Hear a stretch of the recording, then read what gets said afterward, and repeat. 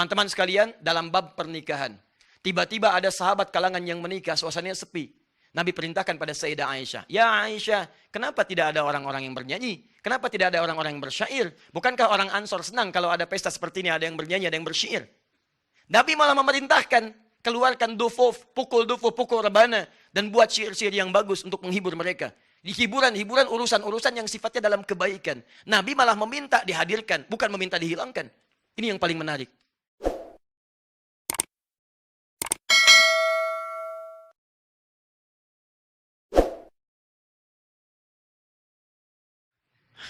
Baik, kembali ke sini. Fokus lihat baik-baik. Syarat syair itu ada 4. Fokus baik-baik ya. 1, syair syaratnya 4. 1, ada yang disebut dengan afkar namanya. Ada idenya, ada substansinya. Konteks apa yang mau disampaikan? Jangan dikira kalau syair itu hal-hal yang biasa saja. Ada ide pokok yang mau disampaikan. Jadi kalau orang bahas tentang khamar, idenya apa? Ngajak orang mabuk. Gini kalimatnya. Intinya itu. Ada orang ingin motivasi pada keburukan, hamasa. Yang penting bisa, mohon maaf, ide ini bisa disampaikan dan orang bisa diajak dengan kalimat-kalimat ini. Afkar. 2, khayal. Khayal. Sisi imajinasi. Tidak akan kalimat-kalimat disebut dengan syair, disebut dengan lirik yang bagus, kalau tidak punya daya imajinasi yang kuat. Karena itu mohon maaf, orang kalau bersyair itu tidak akan mungkin langsung pada kalimat biasa. Dia akan mulai dengan kalimat-kalimat gambaran dulu secara umum, lalu masuk pada konteksnya dengan bahasa yang sangat dalam. Kadang-kadang satir di dalamnya. Ini khayal namanya. 3, uslub. Gaya bahasa yang fasih. Ada seorang bernama Nabighah Az-Zibyani. Ya, dialah orang yang kemudian bisa meneliti mana para pujangga yang fasih, yang tidak fasih. Jadi setiap Anda akan membuat syair, setoran dulu pada beliau. Setoran. Kalau kata beliau fasih, ayo lakukan. Kalau kata beliau enggak fasih, perbaiki lagi. Persis setoran Al-Quran. Ada tahsinnya. Tahsin dalam syair. Dia begitu datang, ditahsin oleh Nabighah. Tahsin. Bagus, lakukan. Tidak, jauhkan. Jadi tidak semua orang yang datang bersyair bisa disebut syairnya itu sempurna. Nah, yang keempat, musik. Musik. Bukan musyrik, musik. Musik. Syarat syair disebut syair, dia memiliki musik. Apa musik yang dimaksudkan di sini? Musik yang dimaksudkan adalah irama-irama berbentuk wazan dan qafiyah. Keselarasan di ujungnya dan ada irama-irama yang terdengar di situ. Ini syarat daripada syair, salah satunya musik. Dia memiliki irama dan dia punya formula. Formulanya kelak dikenal dengan bahar. Ada 16 rumus formula, sesuatu disebut dengan syair. Misal, ada namanya tawil. Rumus tawil. Tawilun lahudunal bukhuri fadailu. Fa'ulun mafa'ilun fa'ulun mafa'ilu. Ada rajas. Mustaf'ilun mustaf'ilun mustaf'ilun. Mustaf'ilun mustaf'ilun mustaf'ilun. Ada madid. Mufa'alatun mufa'alatun fa'ilatun. Mufa'alatun fa'ilat mufa'alatun fa'ilatun. Jadi disebut dengan demikian, jika mengandung formula yang sama, kalau keluar dari formula ini, maka ditolak dia sebagai syair. Kalau tidak punya irama seperti irama ini, tidak diakui dia sebagai syair. Syarat yang keempat dari syair adalah musik. Fokus baik-baik. Sekarang sudah mulai sampai kita pada intinya. Nah ini. Fokus. Jadi ketika seseorang membuat syair, dia harus memenuhi 4 unsur ini. Satu di antara 4 hilang unsurnya, maka dia keluar dari definisi yang disebut dengan syair. Apa kaitan pembahasan kita? Pembahasan kita akan menuntut pemahaman ketika Anda menyebut musik, dan kebiasaan-kebiasaan di masa itu, perhatikan baik-baik.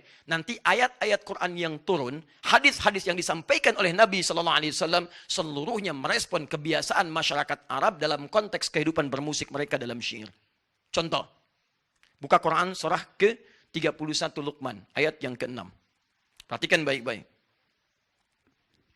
Masih ingat tadi, syair-syair yang tidak bermanfaat, yang ngajak mabuk, yang godain pasangan orang dan sebagainya, disebut apa tadi? Malahi. Jama' dari kata apa? Lahwun. Lihat, lahwun. Kalimat Qur'annya tidak pernah menggunakan kata musik. Lahwun. Perhatikan baik-baik.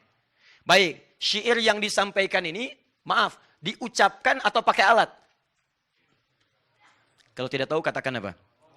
Allahu a'lam. Baik. Syair yang disampaikan ini diucapkan atau pakai alat?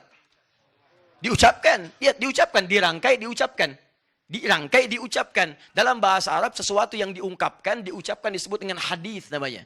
Hadatsa yuhadditsu hadisan, hadis, sesuatu yang disampaikan. Bukan dalam pengertian ilmu hadis. Lihat baik-baik, lihat. Turun ayat Quran mencela perbuatan yang pertama ini. Wa minan nasi may yashtari lahwal hadis liyudilla an sabilillah. Dan ada sementara orang yang ketika diturunkan ayat-ayat Allah untuk mengajak dia pada kebaikan, dia malah membalas dengan membuat syair-syair yang mengajak orang berpaling dari ayat-ayat Allah itu. Di begitu diajak untuk sholat, mereka bikin ayat-ayat untuk mabuk. Diajak untuk infak, mereka bikin ayat-ayat untuk pencurian dalam bentuk syair dan sebagainya. Disebutlah oleh Quran lahwal hadis. Lahwun dari sifat malahinya, hadithun dari sifat syairnya. Paham?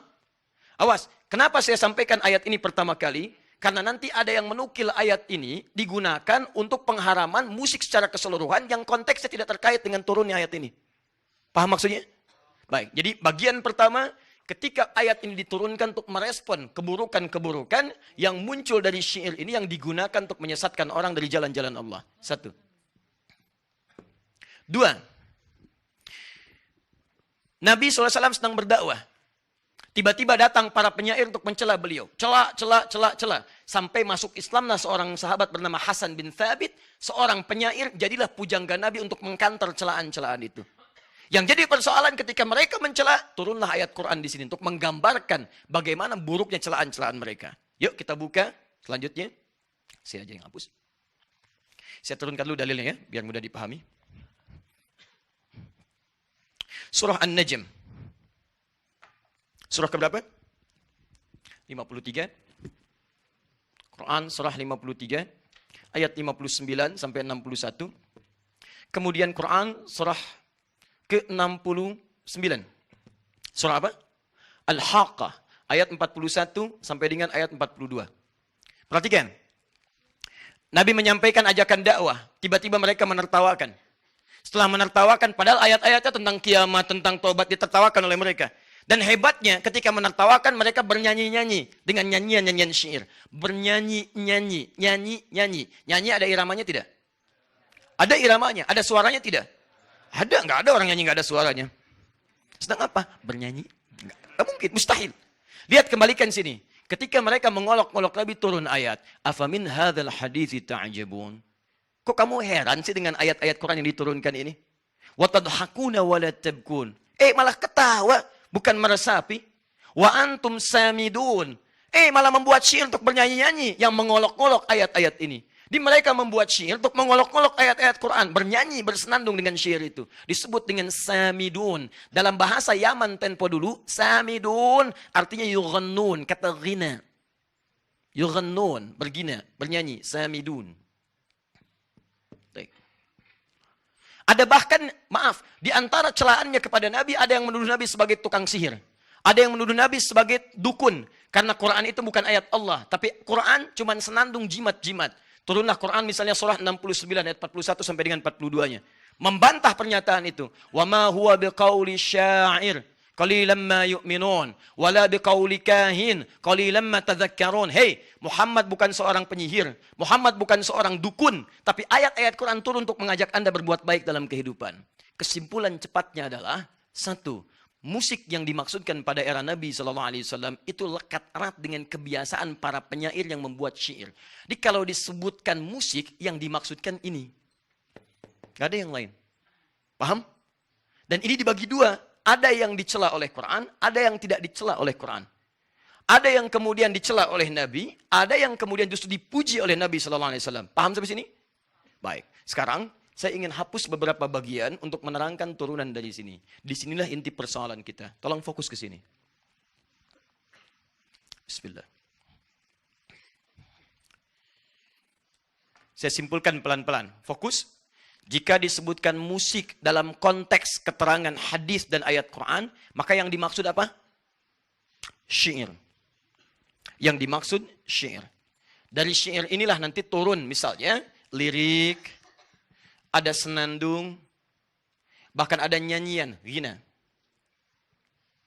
Istilah ini, perhatikan baik-baik, istilah ini nanti memunculkan banyak-banyak istilah. Kalau negatif disebut dengan lahwun. kemudian ada melahi, jamaknya. Senandung nyanyian disebut dengan ghina, ughniya. Ughniya. Ada yang positif nanti dari sini, yang menghasilkan hadis-hadis dan ayat-ayat Quran untuk mengangkat, membenarkan ya konteks yang dilakukan pada saat itu. Jadi ada yang positif, ada yang negatif. Baik, sampai sini dulu pelan-pelan. Fokus baik-baik, lihat baik-baik. Ketika membuat syair, ada unsur musiknya. Ada liriknya, senandung, ada nyanyiannya. Dibagi dua bagian. Ada yang bertentangan dengan nilai agama, ada yang justru menguatkan nilai agama. Yang menguatkan turun ayat dan hadis untuk memujinya, yang kemudian menjauhkan turun ayat-ayat dan hadis untuk mencelaknya. Paham sampai sini? Baik. Ini pakai alat atau tidak? Halo? Yang tidak pakai alat, angkat tangan. Yang pakai alat, angkat tangan. Yang wallahu a'lam, angkat tangan. Alhamdulillah. Sekarang perhatikan. Ini yang saya sampaikan, ini yang belum pakai alat. Sekarang, apakah pada saat itu syair-syair ini bebas dari alat? Ternyata tidak. Ada bahkan beberapa yang menggunakan alat. Misal, ada yang pakai rebana. Ada. Ya, dikenal dengan toblun atau tobulun. Ada. Anda pernah lihat gendang besar kalau dalam peperangan? Ya, misal ada acara-acara film-film kolosal, dokumenter, begitu mau perang dipukul kendangnya. Dung, dung, dung. Beduk, seperti beduk. Pernah dengar itu? Baik, pernah lihat yang ketika ada nyanyian, kemudian pakai rebana, tangtung, tangtung, tangtung, tang, tangtung, tangtung, tangtung, tang. Ada yang seperti itu? Pernah dengar? Baik, misalnya, itu disebut dengan toblun. Sudah ada, masa dulu sudah ada. Ada yang kemudian dari kayu, namanya ud, dan diberikan senar di situ. Ya, disebut gitar tempo dulu. Gitar itu dari bahasa Arab, autar namanya. Dari bahasa Arab, bukan autan. Autan buat nyamuk. Autar. Autar, ini. Jadi gitar itu bukan dari bahasa Inggris asalnya. Diambil dari bahasa Inggris ambil dari bahasa Arab. Autar asalnya. Autar, nah jadi autar ini senar-senar yang dilekatkan pada kayu dan dipetik. Biasanya sampai 3 senar di situ. Ketika dipetik ini, alatnya berubah namanya menjadi ma'zifah. Jamaknya disebut dengan ma'azif. Ma'zifah. Ma'zifah. Jamaknya disebut dengan ma'azif. Sekarang ini inti yang paling penting dari pembahasan kita. Ada para penyair yang mereka dalam syairnya hanya menggunakan kata-kata saja. Ada para penyair yang dalam syairnya diiringi kemudian dengan alat-alat. Di antara alatnya ada rebana toblon, ada alat petik ma'zifah, jamaknya dengan ma'azif. Nah, dua hal ini pada masa Islam di zaman Nabi SAW itu pun masih berlangsung, dan menariknya dua negatif ataupun positif juga terjadi di masa Nabi SAW. Setelah masa Islam, maaf, yang bersyair masih ada. Contoh, saya ambil yang positif dulu misalnya ya, dan itu ada di hadis-hadis yang sahih, riwayat Al-Bukhari, riwayat Muslim, riwayat Abu Daud, bahkan sebagian disahihkan oleh Syekh Muhammad Nasiruddin Al-Albani. Dan setelah saya rangkum di sini, ada sekitaran sampai 5 sampai dengan 9 hadis. Tayyib. Misal, saya berikan contoh saja ya. Di Ibnu Hibban hadisnya sahih, nomor hadis 6892. Ya. Baik, teman-teman, hadisnya dari Buraidah. Hadisnya dari Buraidah. Satu kali ada 2 orang yang berdendang ya, di hadapan Nabi SAW, di hadapan sahabat Abu Bakar As-Siddiq, di hadapan sahabat Uthman bin Affan. Mereka berdendang, nyanyi-nyanyi. Ada liriknya, ada iramanya, ada macam-macamnya. Apa yang terjadi? Ketika mereka sedang berdendang, Nabi tidak melarang mereka. Tapi ketika Umar datang, Umar bin Khattab radhiyallahu taala anhu datang, kemudian dilemparkanlah kemudian ya rebana yang mereka pegang, dilemparkan oleh mereka, lalu Nabi mengatakan, ya datanglah Umar, yang saat Umar datang, setan akan takut kepadanya. Setan akan takut kepadanya. Perhatikan, hadis ini kata para ulama hadis menunjukkan 2 pesan sekaligus. Ada yang dibenarkan, ada yang tidak dibenarkan. Apa yang dibenarkan? Pertama, yang dibenarkan adalah keadaan ketika mereka menyanyi bersyair di hadapan Nabi SAW, tidak ada kalimat-kalimat yang langsung disanggah oleh Nabi. Kalaulah seketika itu haram, tentu Nabi akan mengatakan, jangan berdendang di hadapan saya, itu haram. Tinggalkan, tinggalkan. Tapi yang paling menarik, kenapa Ustadz saat Umar masuk kemudian dilemparkan alat-alat itu? Karena sebagian dari alat-alat yang digunakan, pernah digunakan di tempat-tempat yang lainnya, atau tempat-tempat yang, maaf, mengarahkan pada maksiat. Contoh, tidak sedikit orang-orang menggunakan gitar, kemudian gitar yang saya maksudkan yang tempo dulu, kemudian rebana untuk mengiringi perbuatan-perbuatan maksiat yang terjadi pada saat itu. Contoh, mohon maaf, fokus ini, Itu dulu orang Arab kalau mau maksiat, mereka akan datang mengenakan jubah terbaiknya untuk menunjukkan status sosialnya. Biasanya menggunakan sutra, laki-laki pakai sutra, datang. Kemudian dia bawa, maaf ya, perangkat-perangkat mabuk. Dari yang perasan kurma, perasan anggur, dan sebagainya. Setelah itu disertailah dengan penyanyi-penyanyi biduan-biduan sambil diiringi dengan alat-alat musik. Ada yang pakai rebana, ada yang pakai kemudian gitar-gitar yang dipetik pada masa itu. Sebagian bersenandung, sebagian yang mabuk, ada yang zina, dan sebagainya. Dari situlah Nabi pernah mengeluarkan hadis di masa yang akan datang. Itu telah dihapuskan oleh Nabi seperti itu. Jangan mabuk lagi, jangan zina lagi. Turun ayat melarang zina, turun ayat melarang mabuk. Bahkan sampai 4 tahapan. Turun ayat melarang hal-hal yang tidak bermanfaat. Setelah itu sepi semua itu. Tapi kata Nabi, akan muncul di masa datang di antara umatku yang menghalalkan lagi proses seperti itu. Digabungkanlah 4 tadi. Mereka menghalalkan zina, mereka menghalalkan khamar, mereka menghalalkan sutra, dan mereka menghalalkan ma'azif. Nabi bukan menyebut musik, bahasa hadisnya ma'azif. Kenapa Nabi menyebut ma'azif? Karena sebagian alat itu ada yang digunakan pada yang negatif. Mengiringi orang untuk berbuat maksiat. Jadi kalau Anda menemukan hadis itu bukan berbicara masalah hukum mutlak musik, bukan. Hadis itu ingin bicara tentang konteks maksiat yang terjadi di masa Nabi. Yang sering diakibatkan oleh penggabungan antara alat-alat musik dengan tujuan-tujuan maksiat. Coba Anda cek. Kalau orang muncul dengan glamoritas, dengan alat-alat yang tadi, disertai dengan alat-alat musik, pasti ujung-ujungnya maksiat. Silahkan cek. Cek kalau tidak keliru. Silahkan, kalau Anda tidak percaya silahkan. Di sampingnya ada minuman, menggunakan suasana glamor, terus ada alat-alat musik di sampingnya, ada yang nyanyi. Pasti minimal akan terjadi maksiat. Kalau tidak ikhtilat joget bersamaan, kalau tidak kemudian mabuk-mabukan, apa yang terjadi? Ujung-ujungnya zina. Itu persoalan terbesarnya. Silahkan cek, bukankah ada tempat-tempat menampung seperti itu? Ya, misal ada sebagian tempat-tempat disebut dengan diskotik, ada klub malam, dan malam bukan siang. Belum ada klub siang, kan? Ada klub malam, ada diskotik, ada macam-macam. Silakan, apa yang terjadi? Begitu musik di setel, alat-alatnya ada, untuk mabuknya ada, musiknya ada, alatnya ada, orang menggunakan pakaian-pakaian yang borjuis, sutranya memang sudah nggak ada, tapi yang dipakainya luar biasa, sama-sama mahalnya, sama-sama alat kesombongannya. Muncul itu, bergabunglah semua elemen ini. Inilah yang menyebabkan hukum haram turun. 2. Jadi, fokus alatnya sudah ada. Kemudian nyanyian yang tanpa alat juga ada, tapi hukum-hukum yang disampaikan oleh Nabi keluar 2 bagian dari Nabi. Ada yang mengharamkan, ada yang seketika kemudian menghalalkan. Contoh kedua, saya agak cepat ya. Nanti saya buka kitab, setelah ini kita selesai. Satu kali Nabi melihat Sayyidah Aisyah. Kemudian ketika beliau melihat Sayyidah Aisyah di rumah beliau, masuk ke dalamnya, Sayyidah Aisyah sedang dihibur oleh 2 orang. Ya, yang bantu beliau, jariyah beliau, ketika dihibur menggunakan syair. Ya. Bahkan menggunakan ini, rebana, dufuf, tobel. Dipukul-pukul, nyanyi-nyanyi, dan sebagainya. Datanglah sahabat Abu Bakar As-Siddiq radhiyallahu ta'ala anhu. Ketika beliau datang, beliau tidak suka dengan itu. Nanti saya catat ini. Dan ini nanti diantara yang saya pegang salah satunya. Karena beliau senangnya dengan Quran. Senangnya dengan hal-hal yang baik-baik berupa hadis dan sebagainya. Tidak terlampau suka dengan masalah-masalah musik. Jadi begitu masuk, beliau katakan, apa bimazmuri syaitani fi baitin Nabi sallallahu alaihi wasallam? Kok ada senandung-senandung setan? Maksudnya ini saya nggak suka ini nih. Kok ada yang haram di rumah Nabi sallallahu alaihi wasallam? Abu Bakar memahami setiap musik itu haram. Apa kata Nabi? Hadis sahih. Kata Nabi, Abu Bakar, janganlah usil ya dengan menghukumi mereka. Ini hari raya untuk mereka, biarkan mereka bersenandung. Perhatikan, Abu Bakar menghukumi haram perbuatan 2 orang jariyah tadi. Nabi mengatakan tinggalkan mereka, biarkan mereka bernyanyi karena ini hari raya untuk mereka. Hadza yauma aidihim. Ini hari raya untuk mereka, biarkan mereka bernyanyi. 3. Lihat baik-baik. 3. Teman-teman sekalian, dalam bab pernikahan. Tiba-tiba ada sahabat kalangan yang menikah, suasananya sepi.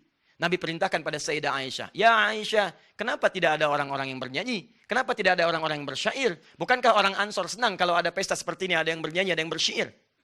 Nabi malah memerintahkan, keluarkan dufuf, pukul rebana, dan buat syair-syair yang bagus untuk menghibur mereka. Di hiburan-hiburan, urusan-urusan yang sifatnya dalam kebaikan. Nabi malah meminta dihadirkan, bukan meminta dihilangkan. Ini yang paling menarik. Nah, turunkan hadis-hadis ini, jadi dari hadis-hadis yang terlihat membenarkan musik ini, muncullah golongan pro di sini. Dikeluarkanlah hadis-hadis dari Nabi yang membenarkan tentang musik tadi. Misal, kata orang rebana tidak boleh. Kata siapa? Kata Nabi malah disuruh pukul rebana. Maka dikeluarkanlah hadis-hadis tadi untuk menguatkan ini. Jadilah ini hadis penguat untuk yang pro musik.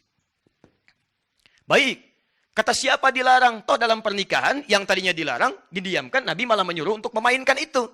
Ini menunjukkan bahwa musik boleh. Hadis yang kedua. Kata siapa dilarang? Kan turun ayat. Quran surah ke-26, ayat ke-27. Justru di situ ayat 227. Justru di situ para syuara pemusik dipuji oleh Allah Subhanahu wa taala dan jadi bahan dia untuk masuk ke dalam surga. Masya Allah, muncul hadis ayat yang ketiga. Ayat Al-Quran. Ayat-ayat ini diambil oleh golongan pro dan mereka nilai inilah ayat-ayat dan hadis yang membolehkan tentang musik. Muncullah kesimpulan musik boleh menurut mereka.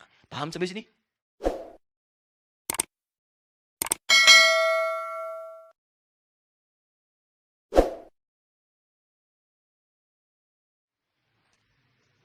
Haram kecuali. Sama kalau mau dibawa ke konteks kekinian, haram. Gak bisa, mutlak itu haramnya. Tapi tiba-tiba ketika sedang sholat, tang ting tung ting, tang ting tung, tang ting tung ting, tang ting tung, handphonenya bunyi. Dan itu musik. Itu musik. Oh, kecuali handphone. Kecuali handphone. Bisa.